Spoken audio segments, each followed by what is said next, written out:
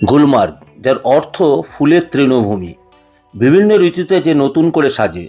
পীরপঞ্জাল পর্বতের পাদদেশে পাইনা দেবদারুর মাঝে ছোট্ট উপত্যকা এই গুলমার্গ।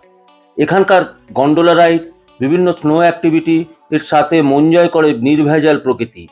তাই কাশ্মীর ভ্রমণে গুলমার্গ না গেলে গোটা ট্যুরটা যেমন ফ্যাকাশে লাগে। সম্রাট জাহাঙ্গীরের পছন্দের অবকাশ যাপনের স্থান ছিল এই গুলমার্গ।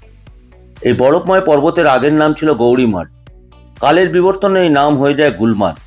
গুলমার্গ জম্মু কাশ্মীরের বারামুলা জেলায় অবস্থিত, যা পাকিস্তান সীমান্ত থেকে মাত্র 8 কিলোমিটার দূরে। উচ্চতা 8,825 ফুট। ফার্স্ট ফেজের উচ্চতা সমুদ্রপৃষ্ঠ থেকে 10,100 ফুট। সেকেন্ড ফেজের উচ্চতা সমুদ্রপৃষ্ঠ থেকে 13,500 ফুট। পাহাড়ে ঘুরতে আসা প্রত্যেকটা মানুষের স্বপ্ন হলো বরফ আর স্নোফল দেখা।